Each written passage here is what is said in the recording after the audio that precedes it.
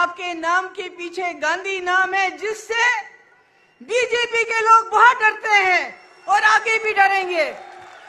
और पुलवामा के शहीदों के नाम वोट मांगे, उन शहीदों के नाम जिनके लिए सतपाल मलिक साहब कहते हैं कि उनको उनकी लापरवाही की वजह से शहीद होना पड़ा। आज मैं देख रही हूं यहाँ हम अलग अलग सोच, अलग अलग विचार के लोग जमा हो गए हैं। यही हिंदुस्तान है, यही भारत है।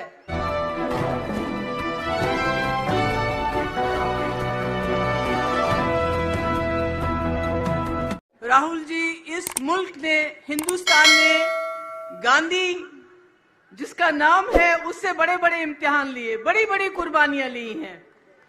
चाहे वो महात्मा गांधी जी हो, जिन्होंने आजादी की लड़ाई लड़ने के बाद इस मुल्क की आत्मा को बचाने के लिए अपनी जान दी, चाहे आपकी दादी इंदिरा जी हो, जिसने इस मुल्क के लिए आखिरी कतरा खून का दिया, चाहे आपके पिताजी राजीव गांधी जी हो, जिन्होंने इस मुल्क को अपने खून से सींचा।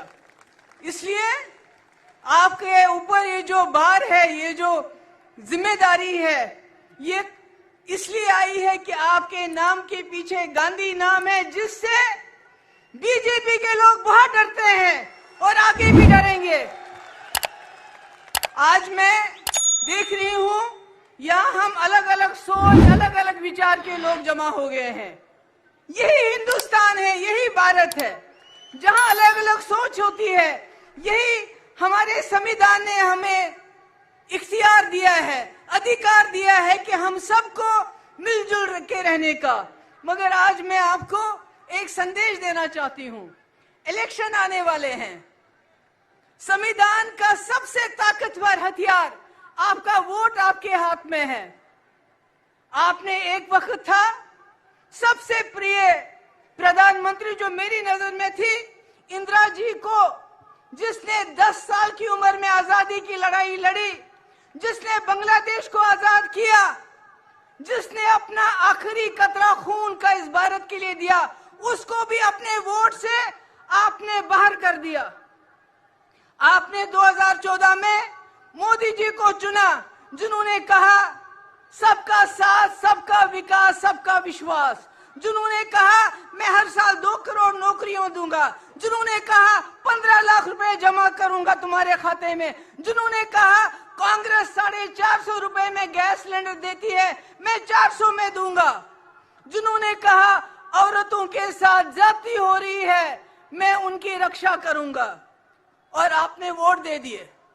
मगर 2019 में उन्होंने कुछ भी ऐसा काम नहीं किया और पुलवामा के शहीदों के नाम वोट मांगे, उन शहीदों के नाम जिनके लिए सतपाल मलिक साहब कहते हैं कि उनको उनकी लापरवाही की वजह से शहीद होना पड़ा। आपने फिर वोट दिए और आज 10 साल के बाद मोदी जी न 10 करोड़ नौकरियां, न 15 लाख जमा, न औरतों की सुरक्षा, न किसानों की डबल आयु, न एमएसपी, कुछ भी नहीं। मगर आप कहते हैं 400 पार। ये 400 पार क्यों करना चाहते हैं? आप मेरी बात सुनिए, क्योंकि ये संविधान को बदलना चाहते हैं, आपके हाथ में से आपका वोट छीनना चाहते हैं, ताकि जिस वक्त आप लोग जाग जाओ, आप इनको बाहर करना चाहो, आपके वोट में वो ताकत नहीं रहेगी। हम ऐसे हो जाएंगे जैसे चीन में वो किसी को भी वोट डालते हैं, चुना एक आदमी जाता है, एक जमात चुनी जाती है। जैसे प्यूटन रशिया में चुना जाता है, मोदी जी इस मुल्क को ऐसा ही बनाना चाहते हैं कि आपके वोट को, अगर आपने इस इलेक्शन में सोच समझ के वोट नहीं डाला तो आपके वोट की कोई ताकत नहीं रही। मैं जम्मू कश्मीर से आती हूँ, वहां संविधान खत्म है, चाहे जम्मू हो, कश्मीर हो, लद्दाख हो।